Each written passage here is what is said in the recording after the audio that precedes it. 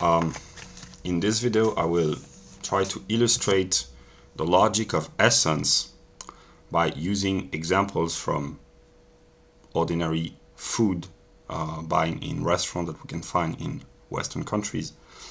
And it's the succession of my previous video about the illustration of the logic of being.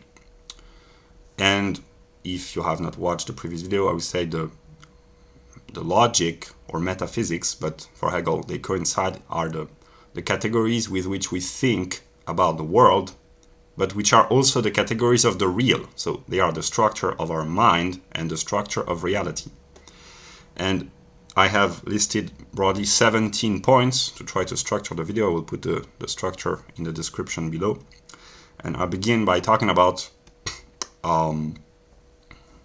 logical terms. Being is the realm of immediacy. It is in relation to itself. And essence is the realm of mediation, namely relation to self, but through the mediation of itself with itself, namely through relative determinations. And that's why in the vocabulary of Hegel, the categories of being are categories, quality, quantity, measure, to simplify, and the categories of essence are, in German, Reflexionsbestimmungen, determination of reflection. Reflection is the moment of relation to self through mediation with the self. So if we ask the question, what is the essence? When we ask ourselves the question in the previous video, what is being, we had no answer because there was no, we had to first answer the question, what is what? What is Bestimmtheit and then Bestimmung, determination. But here to answer the question, what is essence, we already have all the categories that we have found within being. Quality, quantity, measure, and all the intermediary qualities. So if we ask ourselves spontaneously, without thinking much about German metaphysics, what does essential mean? What does it mean to be essential? In our ordinary consciousness, we think it's important. And to illustrate with the food, here I have a pizza.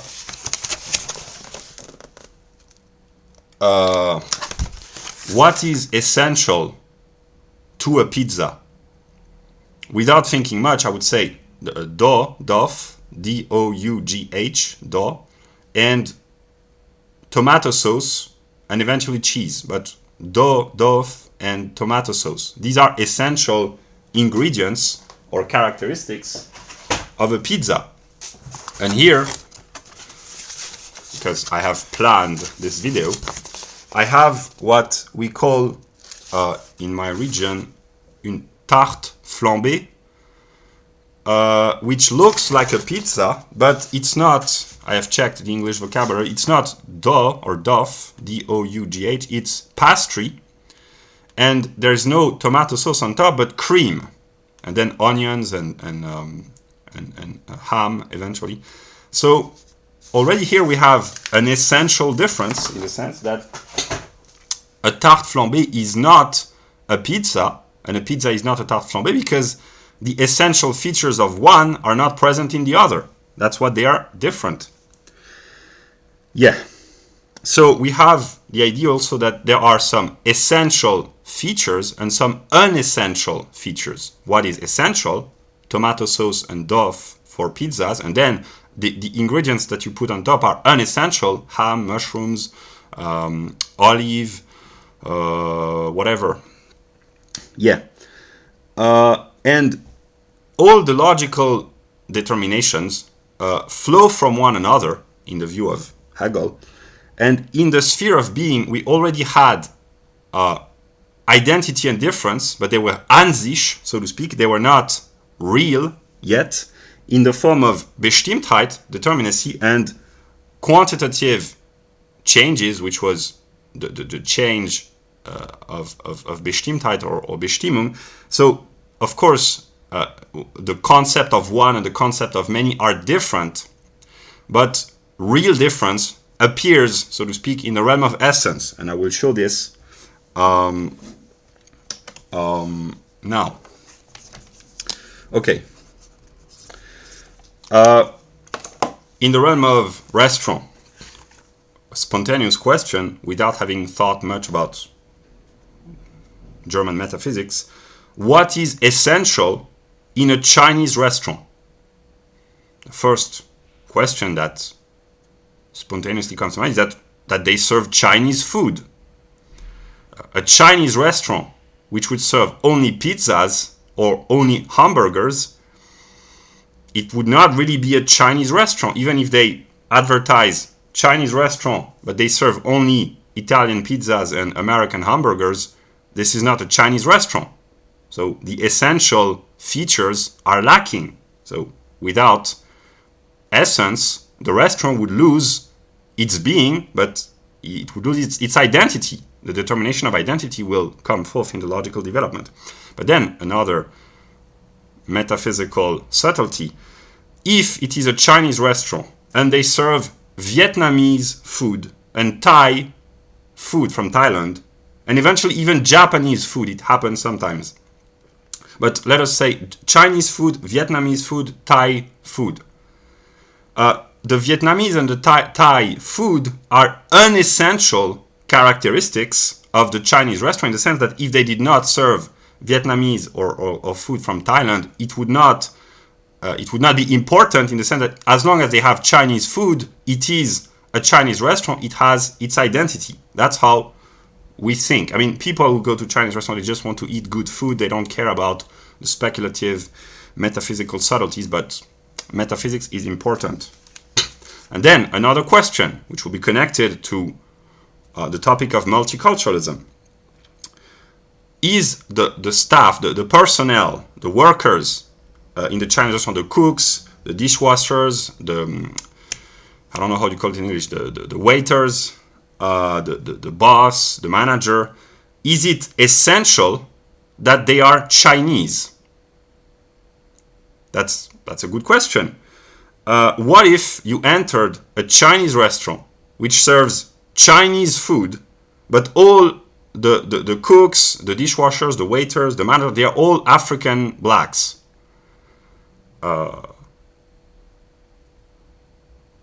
That's complicated, because unconsciously we expect Chinese people in a Chinese restaurant. So even liberals, white leftist liberals, with all their claims about racism, what if they entered a Chinese restaurant where there are only blacks working in a restaurant? Even they, with their anti-racist mindset, they would find this very strange. And they would they dare talk about cultural appropriation? I don't know, because only whites can appropriate the cultures of others in the mind of white liberals. But the question of racism, we have the determinations of identity and difference. It is expected unconsciously by most people that a Chinese restaurant should be run by Chinese people, that a Mexican restaurant should be run by Mexican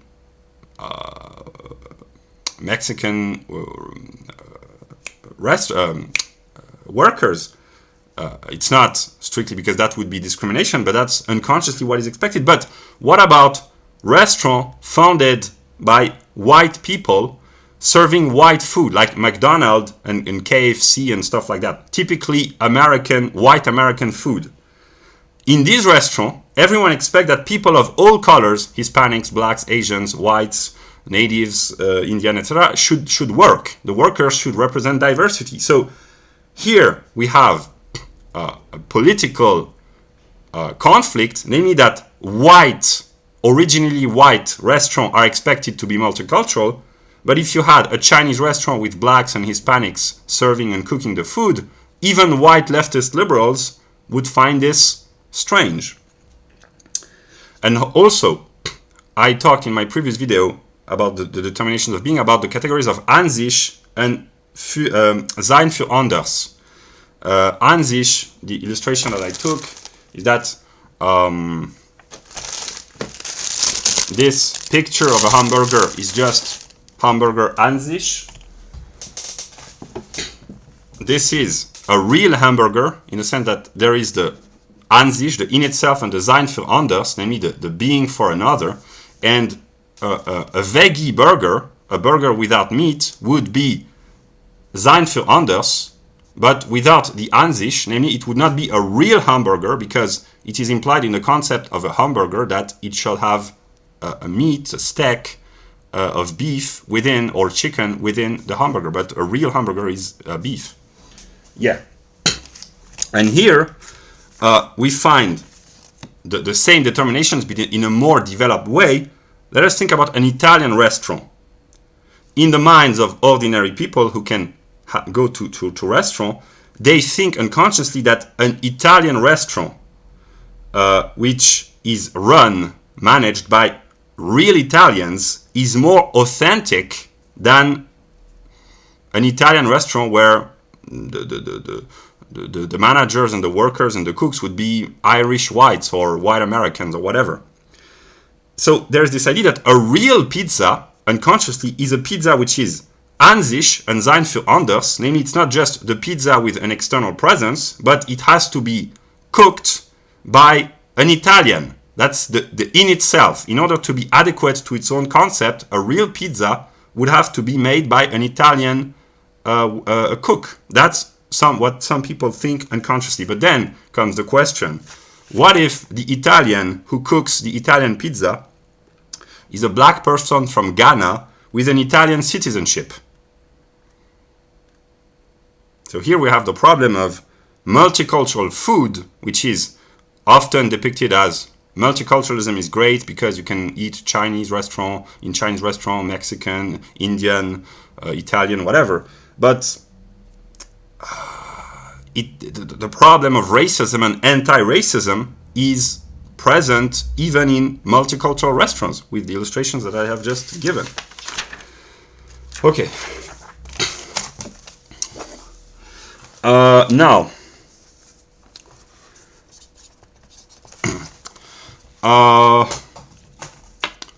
we have, with the essential, we have the inessential or unessential. And Hegel says it is the mediation of essence with itself. So it is essence in relation with itself. There is the essential, the inessential. And this is reflection, relation to self through the mediation with oneself. But because there is relation to self, there is identity. And this is how we stumble upon the logical development, the category, the Reflexionsbestimmungen of identity. And here I have illustrated, I will illustrate with example, but here I will use the categories of the logic of the concept, which is further in the process, but it's just to illustrate. Here we have a pizza. It's tomato sauce, cheese, ham, and mushrooms.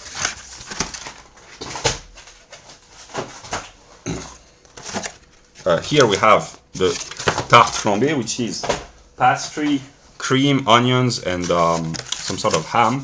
And here we have the vegetarian pizza, which are pepper, I don't know how to call it in English, vegetables, cheese, and tomato. So, one, without having studied German metaphysics, one understands that these two pizzas, the one is called Reine, which is queen, and the other is vegetarian, they are more identical to one another than the tarte flambée. And to illustrate with the logic of the concept, in a pizza restaurant, the universal would be the pizza. A pizza restaurant serves pizzas. It can serve also other things, but if it serves just pizza, the universal is pizza. The particular types of pizza are precisely the particular species, kinds, types, whatever of pizzas. I don't know how you call it in whatever your country if there are a pizza restaurant, but there are various particular types of pizzas. And each pizza that you buy is a singular pizza. And Hegel says what is singular is that which is fully determined. I mean, each singular pizza is only identical to itself and different from all other pizzas because it has a certain size, a certain number of ingredients. And from a strictly physical standpoint, each pizza weighs a certain weight, which is only identical to itself because the number of atoms is unique in each singular pizza. You can try as long as you want to make the same pizza twice. You cannot. You can only replicate the particular characteristics of the queen pizza, cheese, tomato, mushrooms, ham, the particular characteristics would always be the same, but the singular pizza, the quantity of ham, of mushroom, of cheese will always be different. It's impossible to have the strictly exactly the same.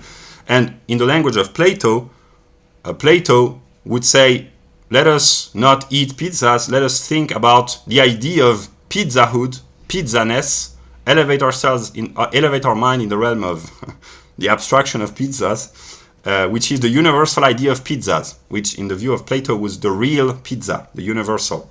That's Platonism in 30 seconds. But, Hegel says, if identity is relation to self, relation implies negation. So identity contains, within its own concept, difference, because it's relation to self. It's distinguished from self, so it's different from itself. So identity is difference. And to illustrate,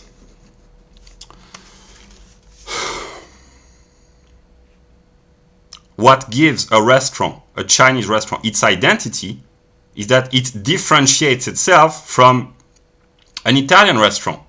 And if you want to identify a restaurant, you have to determine what differentiates the restaurant from other businesses, a bookshop, a tobacco shop, and if once you have found restaurant, you have to identify the restaurant by differentiating the kind of restaurant that you want, Chinese, Italian, Mexican, whatever. So identity and difference cannot be thought about one without the other. So what is the kind of difference? Kind is not a proper logical determination, but my vocabulary is limited. I am not Hegel in the sense that I cannot speak a purely rational speech with logical perfection. I am limited. I am a finite individual. But yeah, you get the broad picture. So the first difference which emerges from the logical process is what is called Verschiedenheit in German, which can be translated as distinction or diversity, which is a difference which is indifferent to difference. I will try to illustrate. I'm not sure that's, maybe I will have to step up and to actualize my thought, but I would say that these French fries, they are different, but it's a purely quantitative determination. So, strictly speaking, it is distinguished, it's Verschiedenheit, but it's a mixture between Bestimmtheit and Verschiedenheit because it's just many fries. They are not really different, but if I take potatoes and fries, here we have a difference, but that's not really the kind of difference that Hegel talks about. If I take these Chinese stuff, which I don't know how to call in English, and I have here fries. Here we have Verschiedenheit. I mean, they are different, but in an indifferent way. The relationship between these Chinese pieces of food and these fries is very vague. They have in common the fact that they are food, they are product of a restaurant, but if we go back far enough in the process, they have in common Dasein. Both have Dasein. Both are determinate objects. So the further progress, the unfolding of the logical determination is differentiation. But one could say that at the top, at the beginning of the process, both these objects have in common that they are not even objects, they have Dasein. So yeah, but here I would say that this is Verschiedenheit, Chinese food and French fries. And here it's very profound. Hegel is a profound thinker, and he's a brilliant thinker because he shows in the logical process that Verschiedenheit, namely diversity, turns into opposition eventually. And it has political consequences that diversity in the realm of multiculturalism creates oppositions between the the various ethnic groups. So yeah. And here with this Verschiedenheit, we have, so it's a indifference to difference, a difference which is indifferent, and we stumble upon the categories of equality and inequality, or what is equal and what is unequal, which are modes of difference. But Hegel says that in order to compare two different things, to say whether they are equal or unequal, there has to be a third moment which compares the two, namely a thinking subject, or to compare the two objects with a third. And here I will use the French language. There's an expression which says ça m'est égal, which strictly literally in pidgin English means this is equal for me, in the sense that I am indifferent. It doesn't mean it is equal, it means the meaning means I am indifferent. And the typical question for a Westerner is if your sweetheart or your wife or whatever, or your friend asks you, do you want to eat Chinese or Italian tonight? And if you answer ça m'est égal, you means I don't care. Chinese or Italian, I am indifferent. That's yes. So equality is a mode of identity, and inequality is a mode of difference. But equality is equality of terms which are different, and what is unequal is in relation. Two unequal objects are in relation with one another. So you have identity in difference and difference in identity. And just to illustrate, in the political realm, the left wants equality, and they want to tolerate difference, different cultural groups. The right accepts inequality in capitalism, an outcome, and they want identity politics. So they are intermixed together. And here we have a profound determination of German metaphysics, namely that with the category of Verschiedenheit, diversity or distinction, there is the sentence that everything is diverse. And I will illustrate. Yes. Here's Chinese rice. I could spend hours trying to seek if there are two grains of rice which are identical, but I won't find because they are verschieden, they are distinct. So metaphysics can save you an enormous amount of time. You don't need to inspect a bowl of Chinese rice or grains of sand on a beach. You can do that, but maybe there are more worthy occupation for the mind.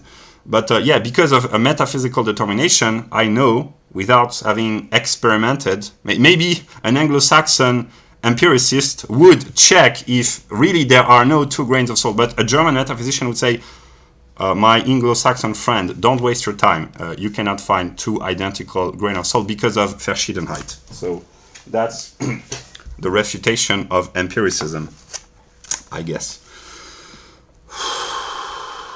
So we have with Verschiedenheit or diversity a difference which is indifferent, but then we have a difference which brings forth a difference in itself, which is a difference of reflection, which is the categories of positive and negative, which are logical determinations. But one, when we have the positive and the negative, one of the two is itself, to the extent that it is not the other. So it has its being, or rather its essence, in the other, because it is what it is to the extent that it is not what it is not. So it is determined in relation to the not, to the negative of itself. And I will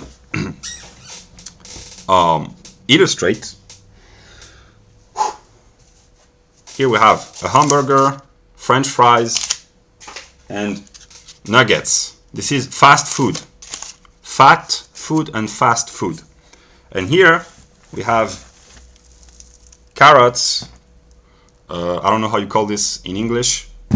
And I don't know how you call this in English. So here we have a mode of the positive and the negative. But here comes the dilemma, because people are never satisfied. You have fast food. The capitalist would tell you that's positive in the moral sense here. So we derive morality here from logic. The capitalist will say that this hamburger and the restaurant which produced the hamburger is positive because it creates jobs, it stimulates the economy, etc., etc. The average American consumer or Western consumer would say this hamburger, not this one because it's cold now, I bought it yesterday, but imagine that it was just produced. It's positive because it has a good taste and I enjoy eating this. That's what the average consumer would say. But here comes the problem. The ecologically minded leftist would say that these carrots are positive because they have been grown locally, so no pollution, local production, which is good because it reduces the dependency on the economic system. It's healthy. So you have one side saying fast food is positive, and the other side saying grown-up vegetables are positive. So if they are, it means that what is not there, them, is negative. And if, in the mind of the capitalist, or the guy who enjoys eating hamburgers, everyone grew their own garden and with their own vegetables, restaurant would disappear. There would be no economy of restoration anymore, because everyone would grow up his or her own vegetables, and the consequences would be that people would be more healthy, but we would go back to more natural conditions, and that's the question that leftists in political spheres ask themselves: is civilization a progress? So from the logical determination of positive and negative, you have an amount of moral, political, social, cultural consequences. Yeah, and here we stumble upon a good old logical rule, namely that the rule that something is either A or B. It cannot be both. Something is either, in the realm of food, healthy food or fast food, namely negative food in terms of health. It cannot be both. But the logic of Hegel is the logic which says that this way of thinking that that something is either A or B, which is a rule of classical logic, Hegel says no, because let us take an illustration. We have, in the realm of culture in Western countries, we have healthy veggie burgers. It is an attempt to solve a logical problem. This is very serious. We have healthy burgers with no meat, with vegan or whatever steaks within. That's an attempt to overcome the contradiction, namely to find the logical solution between this and that, to aufheben the contradiction, and that's what brings forth veggie burgers. So the people who have a restaurant with veggie burgers, they are speculative logicians.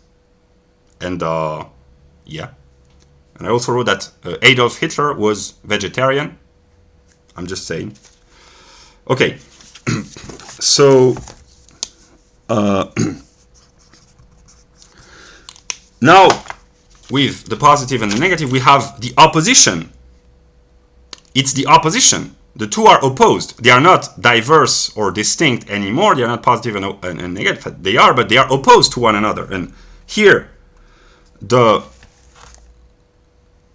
opposition, I have illustrations, would be the opposition between fast food, so nuggets, fries, hamburger, and what I have here, pills to lose weight. It cost me a lot of money, just to illustrate. These are pills that you are supposed to take to lose weight. Here we have herbal infusion, herbal tea to lose weight. Here we have fat burning pill. I don't know how it is called. This, you swallow this to lose fat. And finally, we have gums to, then again, it's called good slim, to become thin and to lose weight. These are gummies. So I have bought 4 products just to illustrate, and the opposition would be, in the realm of logic, hamburger versus this thin, slim, losing weight product. That's the opposition. But then again, in order to create this, you have an entire economic network, and in order to create that, namely losing weight, pills in order to lose weight, you have an even more complex network of pharmaceutical, medical students, research, tremendous amount of money which are financed to help solve health problems. So in developed countries, you have a very high degree of complexity, and the solution to the opposition between pills who help you to lose weight and fast food is simply this: you eat vegetables. That's how to overcome the contradiction. It's not it's a contradiction, but it's the opposition. You eat vegetables. And then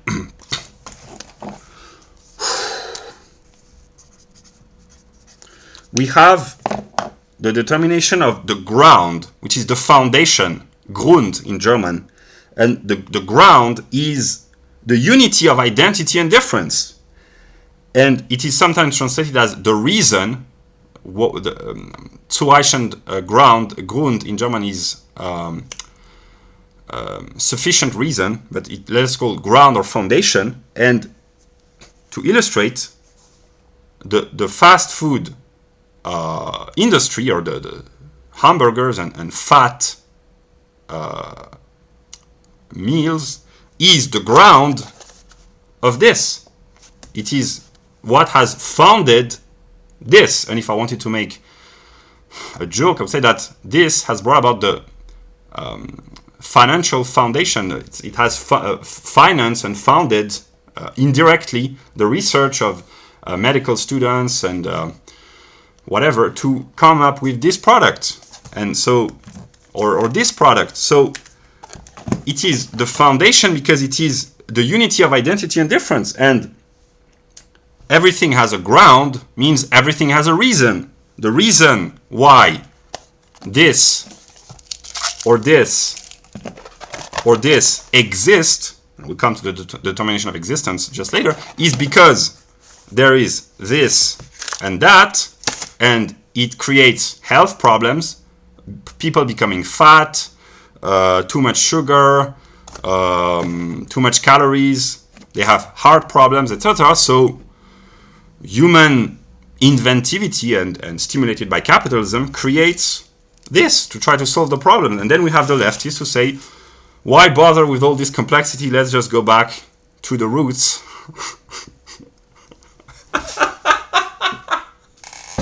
I'm sorry. Sometimes speculative jokes are too good for myself. I just can't help laughing because I understand what Shakespeare is so praised, because indeed the English language is very apt for making puns, unconsciously sometimes, but yeah. So the ground, der Grund, brings forth existence. It is mediation with itself. And the reason why this exists is because this exists. This is the ground for this existence. This exists because of that. They are in a logical unity. And here, when I prepared the video, I wrote Hegel was smart. because I have a conflicted relationship with Hegel, but sometimes, if I'm honest, I just acknowledge the sheer brilliance of Hegel, and yeah, he was smart. Yeah. Okay. Now I do not follow very strictly the logical process, because the logic of essence is really complex. I just give the categories to illustrate, but if you are interested, read the books. Then we have the categories of a thing and its properties, but here in German we have 3 words for the same thing.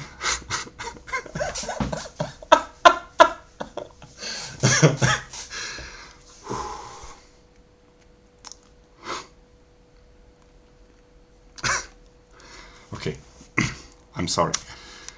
We have 3 words for the same thing. We have etwas, which is something in English, which is at the very beginning of the process. Etwas, something is very poor. Then we have Ding.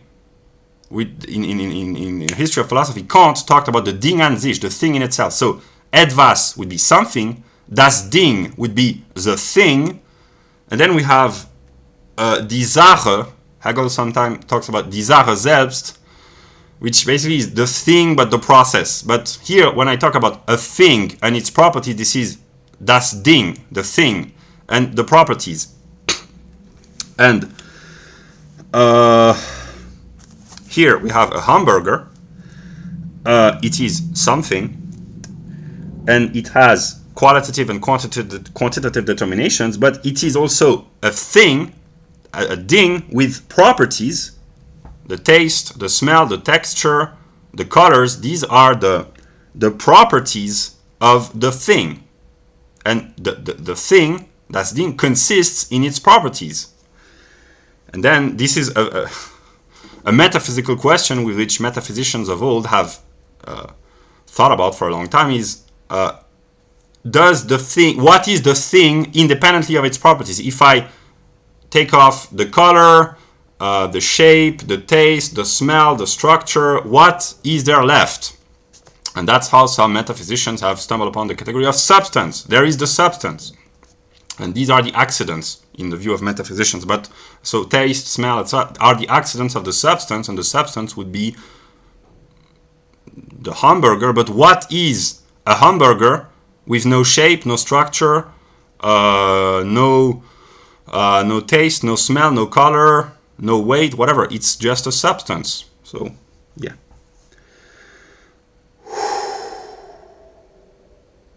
So, yeah, I wrote that the qualities of this hamburger in the realm of immediacy, the realm of being, would be a chemical analysis. So if we wanted to know what is this in the realm of being, we would have to quantify and qualify and make a chemical analysis of the hamburger. In the realm of essence, it is a thing which has properties. Okay.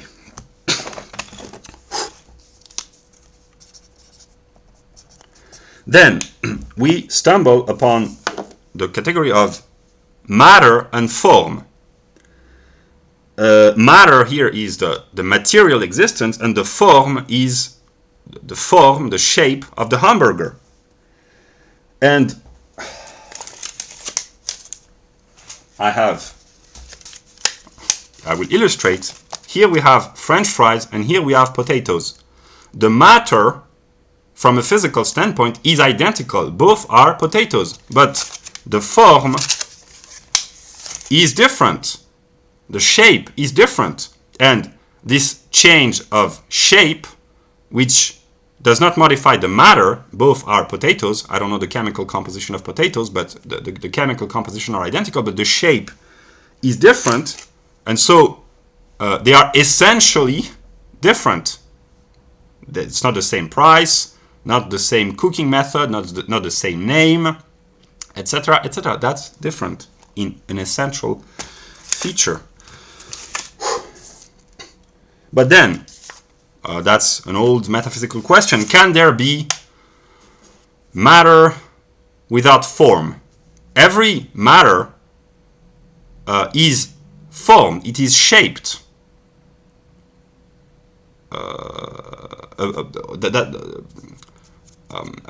A shapeless material existence without shape would be a primordial soup. What the physicists call the primordial soup.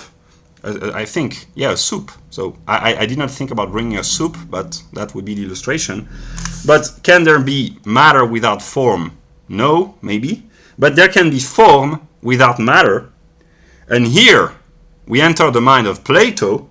Plato was the thinker who said we should think about the form, which are the ideas in the mind of Plato, independently of the matter, the idea of the hamburger, the idea of the fries, etc., etc. And then we could say that before potatoes were invented, the idea, which is the form of a potato, burst into the mind of whoever invented potatoes, and then he gave form to potatoes, potatoes, whole potatoes, to make them quarter of potatoes, that which we call today potatoes. So the form gave rise to the material structure. And the same goes for whoever invented nuggets, or whoever invented this Chinese shrimp, I don't know you call this, the Chinese person who invented this had an idea, a form in the vocabulary of Plato, and he informed the matter, he shaped, structured, he transformed, and he produced this. So, yeah. Okay.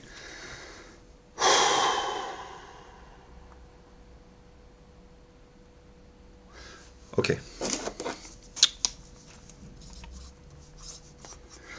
And then Hegel says, basically, I illustrate. That's not what Hegel says, but that's the illustration. This is the thing, and the thing is the appearance of the form. In the language of Plato, the idea of the hamburger, but probably in the mind of Plato, the idea of the hamburger did not exist because America did not exist. But here I am. It's not really important. This thing, ding, is the manifestation of the idea of a hamburger. Yeah. So Hegel says that the essence eventually has to appear.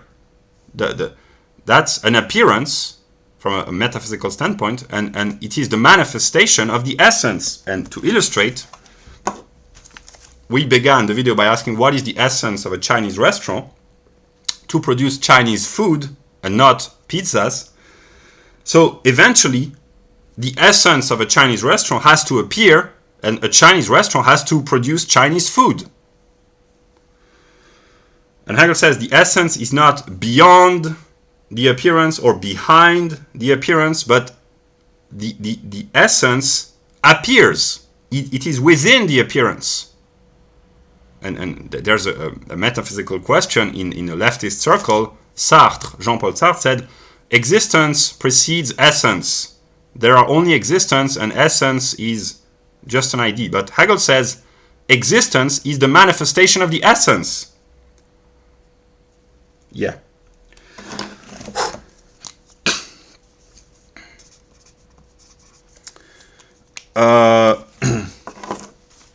Then we have the opposition of the content and the form. So there's the matter and the form, but there's also the content. And I will illustrate. I will not do this, but here we have French fries. Imagine that I crushed these fries. That would be, I don't know, called in English, mashed potatoes. If I made crush the potatoes, the content would be the same, but the form will have changed, and I could not sell this in a fast food restaurant because the form would not be adequate. It would not be presentable. It would not be aesthetically acceptable. So yeah. So to translate into metaphysical and gastronomical language, Hegel says that the form is the law of the appearance. And in ordinary language, the recipe of this hamburger, the recipe would be the form or the law of appearance, and this would be the content. It would be the law made manifest, the recipe made present. And the recipe can be the structure, how to structure the ingredients. It is an idea in the mind of the cook. It is the design of the cook. So the cook who made this is the architect who structured the matter and the content to produce this. But then the question is, who of course, there's the guy who cooked this, but who invented the hamburger? Probably an American. But who invented the American who invented the hamburger? That's a metaphysical question.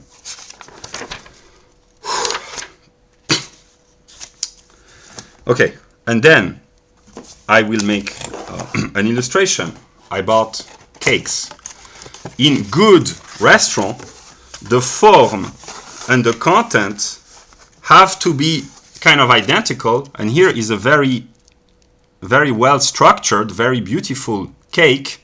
It's probably delicious, but there is the form and the content. The content, namely the taste, the ingredients, is good, but the form is very beautiful. That's really good design. And here's another. That's really well designed. So in good restaurant, the form and the content have to be in adequation. And that's why there's so much emphasis in good restaurant on the aesthetic presentation. Yeah. That's just logic. Okay, so now we have the determination of relationship, which is Verhältnis. There is, in German, there is Beziehung und Verhältnis. Beziehung would be relation. Verhältnis would be relationship. We have the relationship of the whole and the parts. I will take this pizza. This pizza is the whole, and it consists in the parts. A slice of pizza is a part of the whole, but the whole exists through the mediation of the parts, and the parts exist within the whole. They are not independent from one another. They are in a speculative unity. And then some smart person said, I don't care about your metaphysical explanation. I just want a slice of pizza. I don't need to have the secret metaphysical depth of whatever German mind. I just want a slice of pizza. So yeah.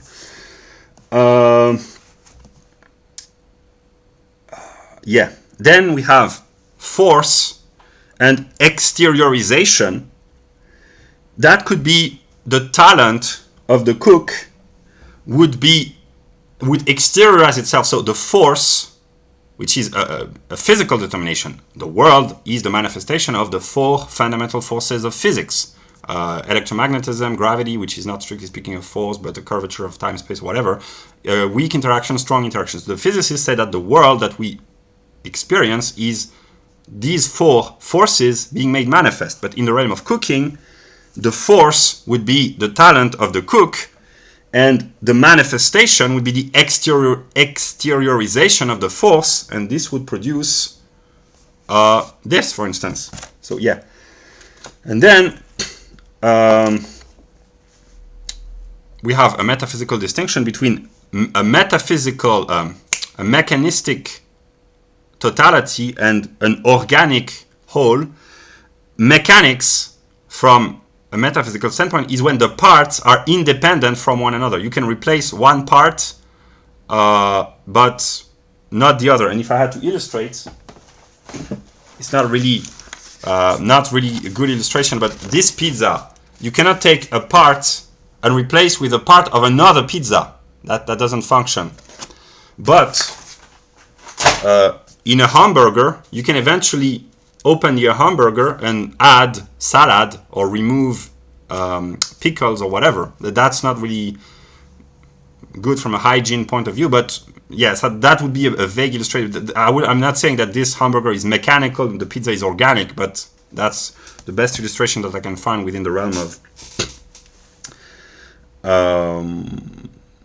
food. But mechanical relationships are dead relationship when there is no interconnection. Bureaucracy is mechanistic. Just kind of, I mean, strictly speaking, no, but it is interpreted as mechanistic in the sense that one bureaucrat is separated from all the others. He can be replaced, removed. The bureaucracy keeps doing bureaucracy, I guess. Yeah. And then the logical process continues. We have the determinations of inner and outer, inside and outside. And the talent of the cook, which is the inside within his mind, is made manifest outside through his production. And another illustration, a hamburger from McDonald's. That would be the outer appearance of McDonald's, the Big Mac, but the inside would be the entire economic structure of McDonald's and eventually the CEO, not he only, but the guy who is in charge of McDonald's, plus the founders, plus the financiers, plus all the workers, plus the directors, managers, workers, etc. But the inside would be the intelligent structure which produces Big Macs and hamburgers. Yeah, that would be the inside made outside. And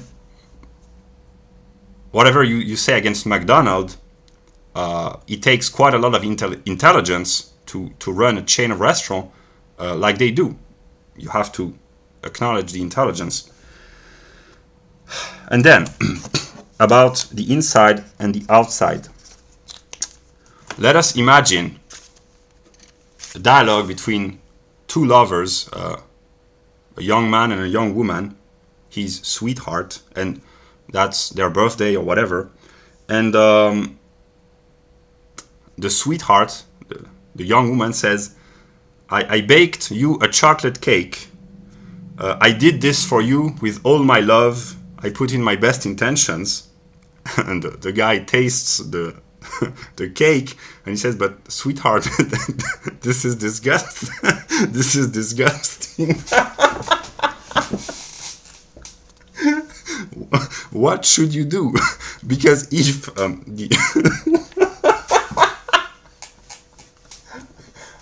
okay, I'm becoming insane.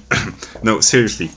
If your sweetheart has put the best intentions, which in metaphysical terms means inner determinations, but the result, the outside appearance, is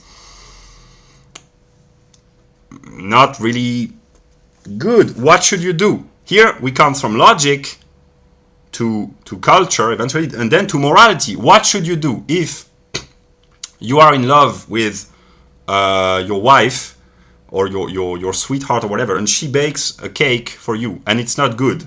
You should say, I love you nonetheless because you put your best intentions, or you should say, that's not really good. What should you do?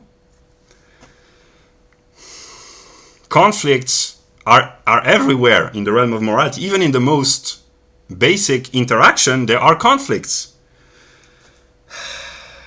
And the difference between the intention and the result is, in the realm of essence, that I'm illustrating, it's not intention and result, it's inner and outer, is the further progressive determination of an sich and sein für anders. Yeah. And then I talked about school canteen, the food, the industrial food served in schools, business, restoration, whatever. Usually it's not very good. I want to say it has a taste of bureaucracy because it was made by bureaucrats indirectly. So if you don't enjoy the taste of the food in your canteen, in your school or your university, well, yeah. And Hegel says the unity of inside and outside is Wirklichkeit, which is actuality. It's actual, because it's the unity of the inside and the outside.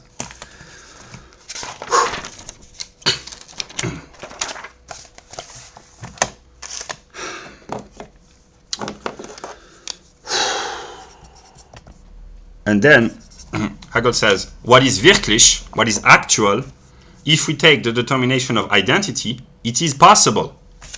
This hamburger is possible because it is actual. And the question would be, in a restaurant, a fast food, if you ask, can I have ketchup, please? Is it possible to have ketchup? Usually the answer is yes. But if you are in a Chinese restaurant and you say, can I have sushis, please? The question will probably be, no, it's impossible. We are a Chinese restaurant, we serve Chinese food. And then you go back to the beginning of the process. What is essential in the Chinese restaurant? Do they serve only Chinese food? Is there also Vietnamese, Thai, eventually Japanese? It exists, Asian restaurant. But if you are in an Asian restaurant and you ask, can I have sushis? They will say, yeah, it's possible. But if you are in a just Chinese restaurant, if you ask sushis, the answer would be no, it's impossible. So there are two ways of looking at the perspective. Either you can study in depth the complexity of German metaphysics to try to answer this question, or another possibility is that you would look at the menu and just you find the answer. Do they serve sushis? Yes or no? That's why people who can afford to go in restaurant do. They don't mediate their knowledge of going to a restaurant through the encyclopedia of scientific knowledge. They don't care, really. But yeah, for some reason I do. And then we have the determination, what is essential and inessential. What is inessential is what is contingent. It can be this way, but it can be otherwise. If I order a pack of fries, I will have fries, but the strict number of fries is contingent. The weight is contingent. I don't know how much this weight and how many there are, but it's contingent. It can be 1 or 2 more, or 5 or 10.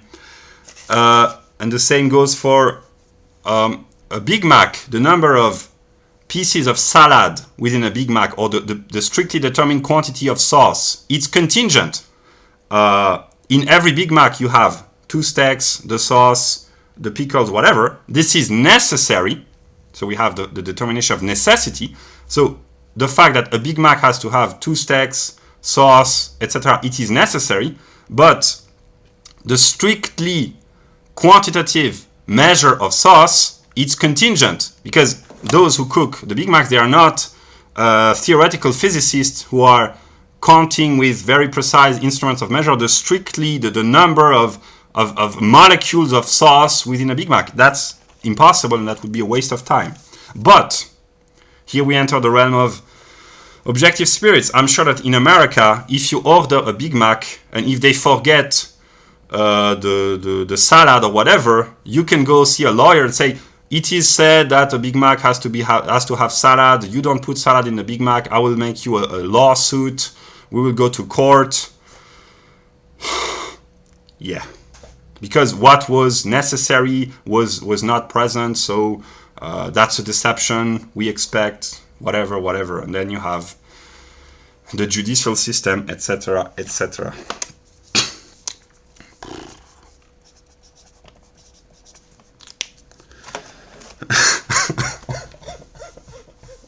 I'm just thinking, the question I have is, did we really have to invent Western civilization?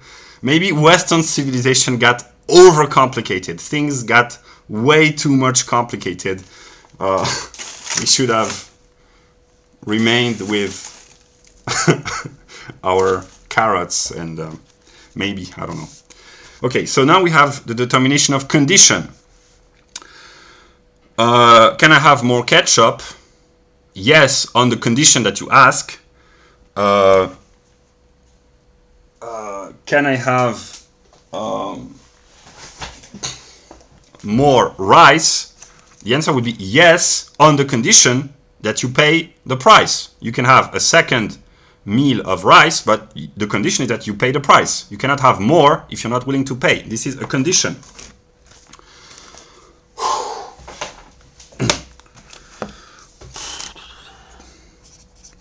Then Hegel says, when all the conditions are united, what is possible becomes necessary. I will illustrate. You go into a pizza restaurant.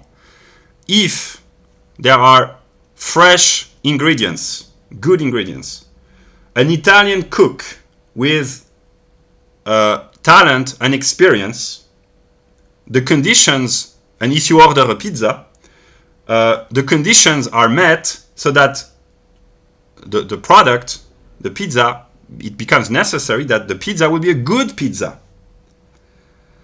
But then the question is, if the pizza has to be a good pizza, the ingredients are good, the cook is Italian, he's talented, that's your favorite pizza, do you have the freedom not to enjoy the pizza? Can you say, I don't enjoy the pizza? And here this is a very important philosophical question about judgment, opinion. Are we free to say, I like this, I like that? Are you free to give your opinion, or are there absolute standards of truth? Are you free to say, Beethoven, that's not my cup of tea. No, I don't really like Beethoven. Are you free to say that? Or do you have to? It's an obligation. You have to love Beethoven. Otherwise, you have no musical taste. And Nietzsche said, without music, life would be a mistake. So, yeah. And then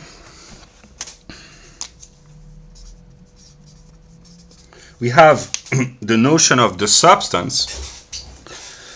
The substance is the totality of all accidents,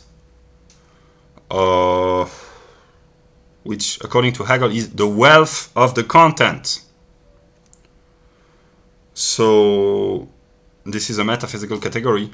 I talked about this earlier. The thing and its property in a more developed process is the substance and its accidents. And the substance is the cause of its accidents, and that's how we stumble upon the determination of cause and effect. So just to illustrate here in philosophical terms, people use the categories of cause in their everyday reasoning. What is the cause of all this, etc., etc. But in order to stumble upon, that's not a problem, in order to logically develop the category of cause and causality, the entire process of being an essence has to be unfolded. This is the reason why we stumble upon the category of cause. The cause of the cause is the logical process. And if the cause, let's say it's a good restaurant, a good Chinese restaurant, the effects of the cause, which is the good cook, the essential features, the form, the recipe, the appearance, whatever. If all the conditions are met, the cause will be the Chinese restaurant. The effects will be the customers will enjoy the food. It will have a good reputation. It will make profit. So if all the previous determinations are met, the effects follow. But then Hegel introduced the category of Wechselwirkung, which is reciprocal determination, so that let us assume that there is a good Chinese restaurant. The effects of the cause, that's the cause. The effects will be more customers, reputation, profit. But Hegel says then, if you have more profit and a growing audience of customers, you will be tempted to hire better cooks, so to improve the quality of your restaurant, and this will bring even more customers. So it will be a reciprocal determination. And in the other way, that we call a vicious circle. I go to the restaurant or to the bar or to the pub to drink alcohol because I am depressed. Now I'm an alcoholic. So I drink alcohol to forget that I'm an alcoholic. That's a vicious circle. And that's why Homer Simpson said alcohol is the cause of and solution to all of life's problems. So, yeah. So the Wechselwirkung, the reciprocal determination, can be positive or negative, but positive or negative are determinations of the process, so that's complicated. But that's how we conclude the logic of essence, which gives birth to the concept. And yeah, so I have talked about the logic of essence for 1 hour and 5 minutes. I have just illustrated to make things intelligible. Yeah.